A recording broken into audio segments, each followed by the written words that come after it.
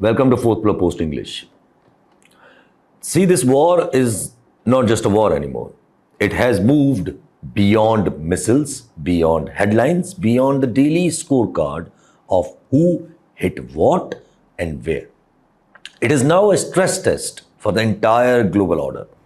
And that is exactly, I focus on Pakistan, so Pakistan cannot afford behaving like a frightened cleric, reading prepared lines while history is rearranging the room.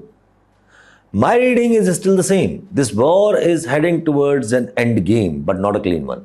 It may end after one big dramatic gesture, one big beautiful blast, one final spectacle to create a favoring, face-saving excuse.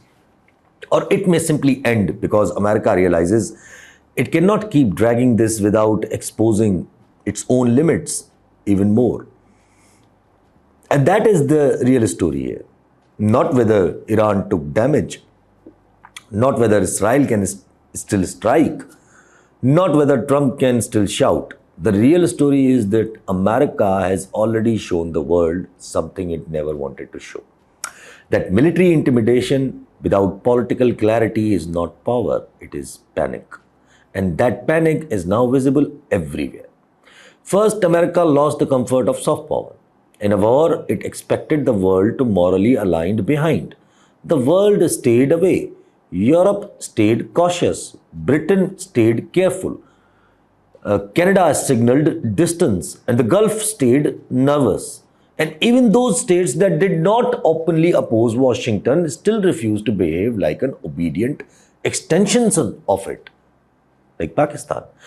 Then came the economic side. America has spent years acting as if sanctions, trade pressures, and the dollar itself were enough to bend reality.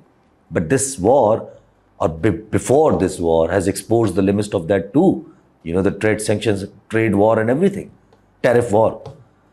Once the Strait of Hormuz becomes a choke point, once oil security becomes uncertain, once the petrodollar itself starts looking vulnerable, the whole architecture begins to shake.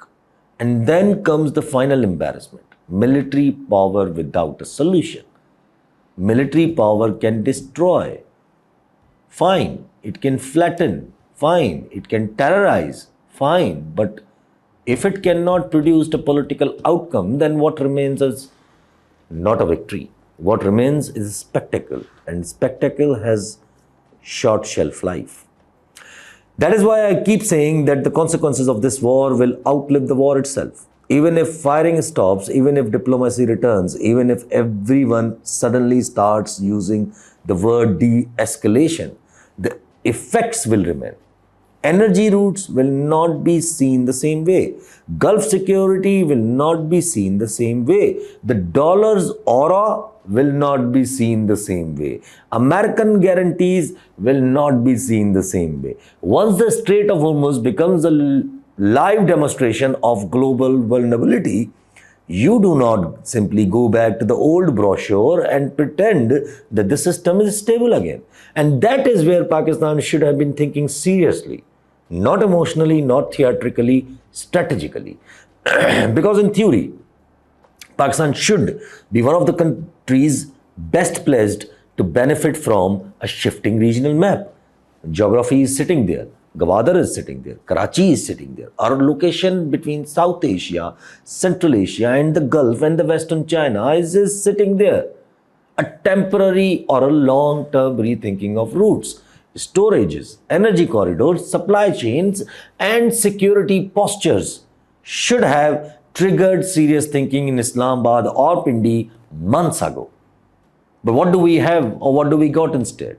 Speeches about working less, forced praises in every addresses, performative patriotism, and the same old fear of a political opening. As if the biggest national threat right now is not a regional fire, but a domestic dissent. That is the madness of the system. The world is changing, and our rulers still think control is a strategy. People keep asking wrong questions. They ask, what did Shehbaz do? Where is Mariam Nawaz Sharif Sahiba's plane? What did this minister say, and why is petrol such expensive? Why is economy collapsing? These are all effects. The real question is much simpler. If the war stops, what is Pakistan's place in New World Order? And if the war does not stop, what is Pakistan's survival plan? What alternative routes are being built? What energy adjustments are being prepared? What foreign policy repositioning is underway? Where is the strategic clarity? Because right now the state wants obedience without explanation. It wants public to absorb inflation, absorb shortages, absorb insecurity, absorb humiliation, and then clap as well. Petrol rises, levies rises, reserves existed, and yet the burden still lands on the same public already being told not to ask too many questions. Why should they not ask? Why is India being able to maneuver flexibly? Why do Indian ships appear to move through this Strait of Hormuz more comfortably than Pakistanis? Why are we still chained mentally to the petrodollar logic that is visibly shaking? Why are Iranian energy possibilities are discussed like mythologies when the real issue is not physical impossibility but geological fear and state paralysis? See, let's be honest, the line that Pakistan cannot refine Russian oil is only half the truth. Our refineries, yes, were basically designed around the Gulf crude and left outdated for decades. Russian crude can be blended, I understand. Iranian energy can be integrated, I understand. Pipelines can be built. Yes, payment systems can be designed. None of this is magic. The obstacle is not chemistry, the obstacle is political courage. The obstacle is state structure that would rather remain in a familiar dependency than risk an independent adjustment. And that is exactly why I keep saying the radical changes are not some romantic slogans anymore. They are survival requirement. Because Pakistan right now is trying to do 5 contradictory things at once. It wants Saudi Arabia close. It wants America close. It does not want Iran to fall. It does not want China to drag into something deeper. It wants to calm Tehran while reassuring Riyadh, while not fully angering Washington, while pretending domestic fragility does not exist. This is not a grand strategy. This is a stress reaction. To be fair, Pakistan has tried to maneuver carefully in this war. I understand the domestic messaging or diplomatic messaging has been more cautious and in places smarter than the hysteria around it. The Saudi trip was clearly not the fantasy some people were selling here. It looked much more like a message carrying de-escalation, prevention of deeper Arab entry, and signaling that Pakistan does not want to become part of the anti-Iran front. That matters. It matters because if Saudi Arabia gets dragged in fully, the whole region gets dragged in indifferently. And Pakistan knows it cannot survive that kind of escalation cleanly only on its borders. The whole noise about dress, this optics, military symbolism, pact activation, actually missed the actual point. The real point is mediation, not the mobilization, message delivery, not war entry. And the pact itself has been misunderstood on purpose.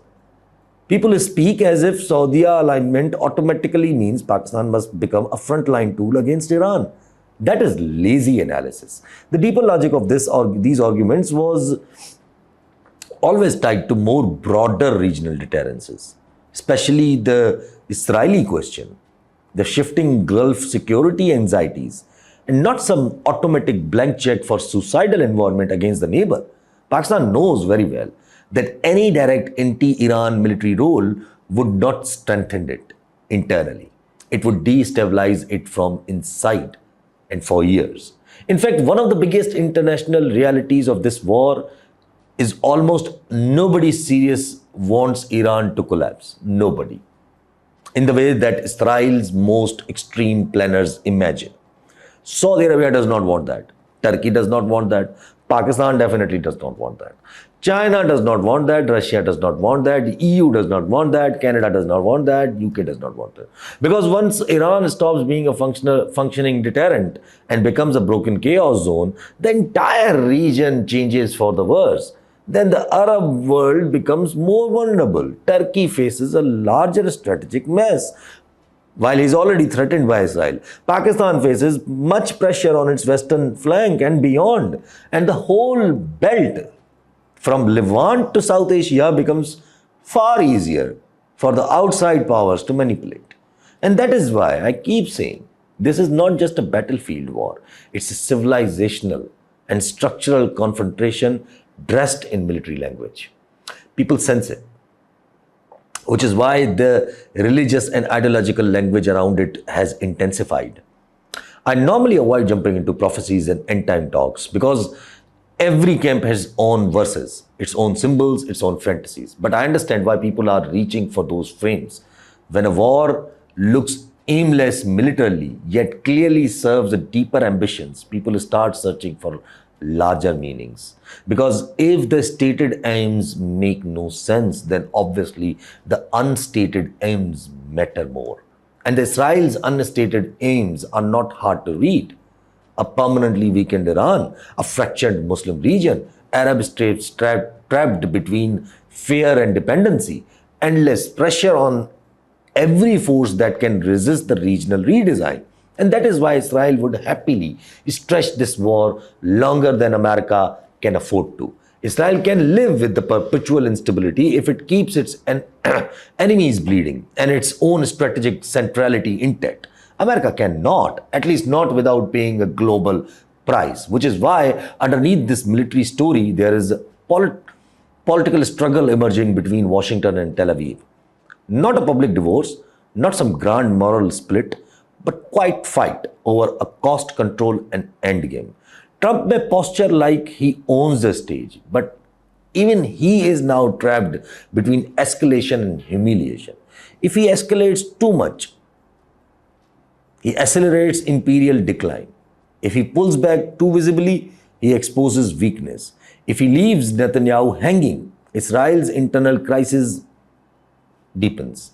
If he keeps carrying Netanyahu with him, America sinks deeper into somebody else's obsession. That is why Netanyahu matters so much here.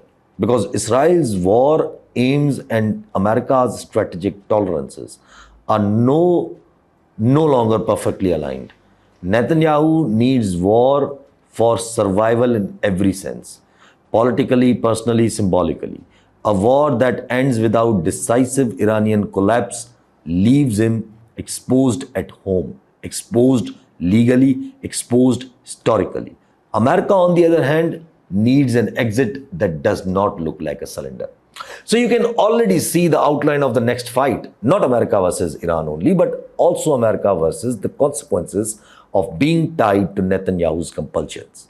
And that is why all this talk about pardons to Netanyahu, legal troubles of the Netanyahu, survival calculations, and the face saving is not the gossip. And that's why J.D. Vance is a real threat. It is part of the war itself. And then there is Iran. People still speak as if Iran is one air campaign away from folding, as if regime change is some neat technical process. It is not. Even if America and Israel destroy the infrastructure, hit launch capacity, damage storages, and create serious chaos, Iran does not magically disappear. Iran is a nation, was a nation. They have history. Iran becomes a longer war. Iran becomes a larger fire. Iran becomes a harder state and a more militarized society and a broader theater. That is the problem with all the chest thumping. Destruction is easy to imagine. Control is not. America could create devastation, fine. But what then? Boots on ground. From where? Iraq, Syria, Kurdish zone, Azerbaijan, Turkey. What serious corridor is available without turning multiple states against the whole enterprise?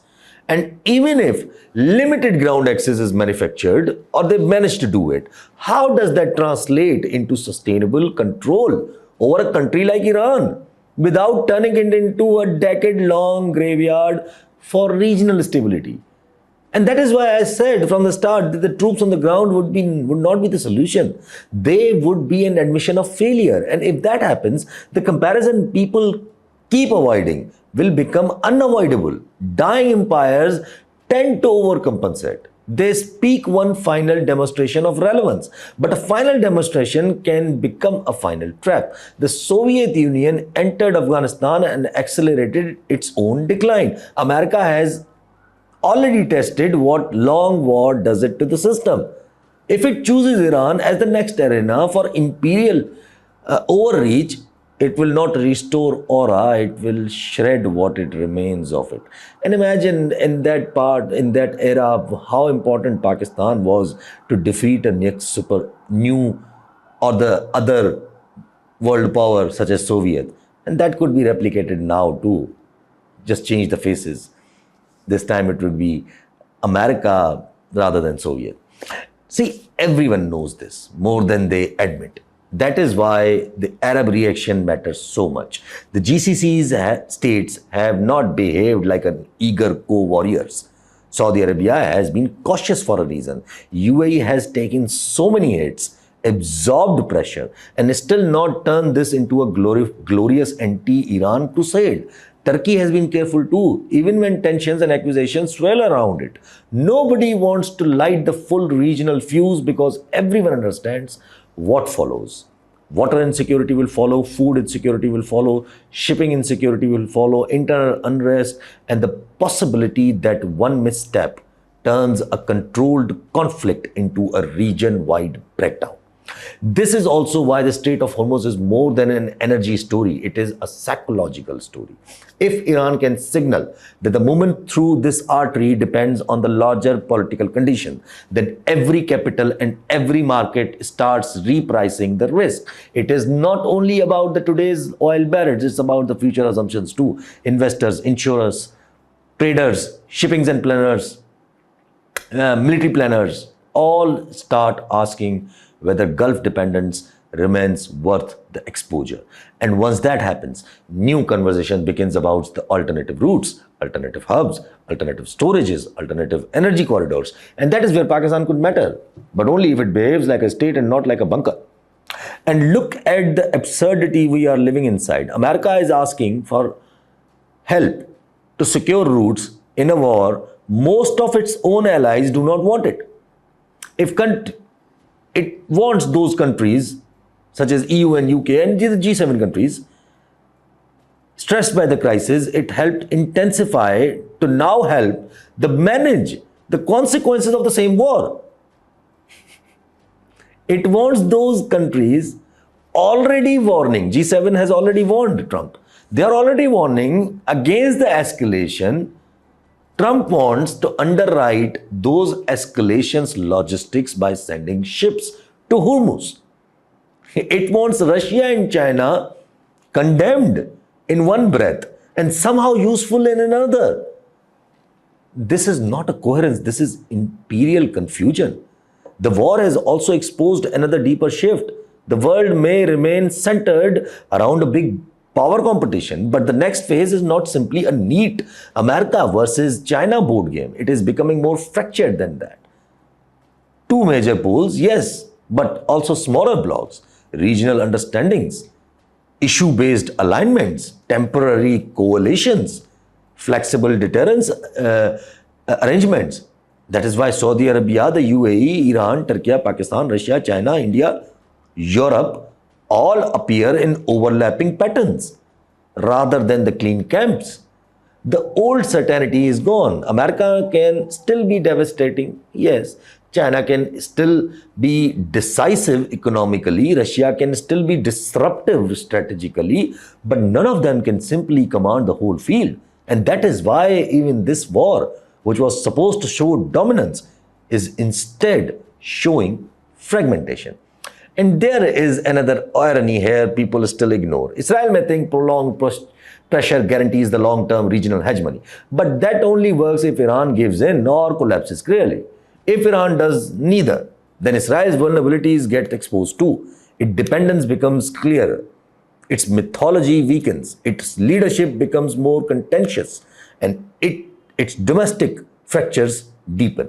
The longer a war drags without the decisive result, the more even its tactical successes start looking strategically expensive. So no, this is not automatically a win-win situation for Israel. It can become a win for Israel if Iran breaks. If Iran endures and the world starts treating America and Israel as an engines of instability rather than guarantors of the order, then the psychological map shifts against them. This is also why the endorsement signals, symbolic gestures around Iranian continuity matter. Once external powers begin signaling that Iran is not to be erased, the conversation shifts from can regime change happen to how costly will failure be. China and Russia understand this. Turkey likely understands this too. Pakistan seems to understand it too, at least enough to avoid being dragged into the wrong side of this history too early. Because once you accept that Iran is not disappearing, then the entire logic changes. Then the question becomes how to stop the wider collapse, how to prevent Arab over-involvement, how to manage American frustration, and how to avoid making one bad war the seed of 5 worse ones. But maneuvering lightly abroad means nothing if you remain brittle at home. How can a state posture itself as a next regional hub when internally it behaves like a nervous jail superintendent? I mean, look at it. Etzaz Hassan, nearly 80s, appears in a court asking for a date, and even that cannot be handled with dignity. Cases move, but dates do not. Medical boards appear, but communications blockades remains a tool.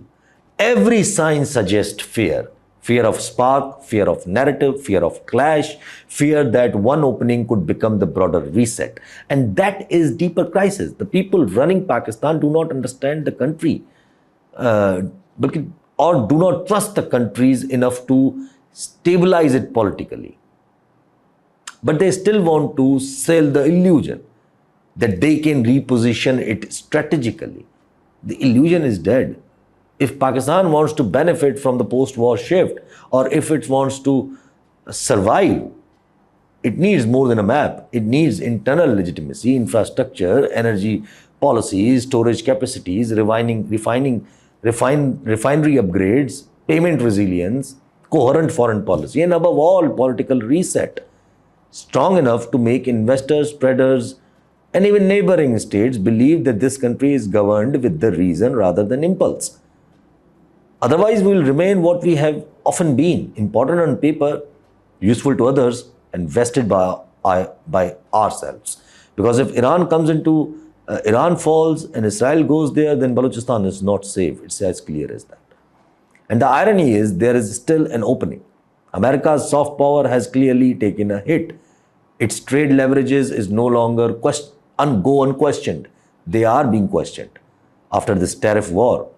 Its military image has been dented by the simple fact that the sustained force without decisive political outcome starts looking like an exhaustion.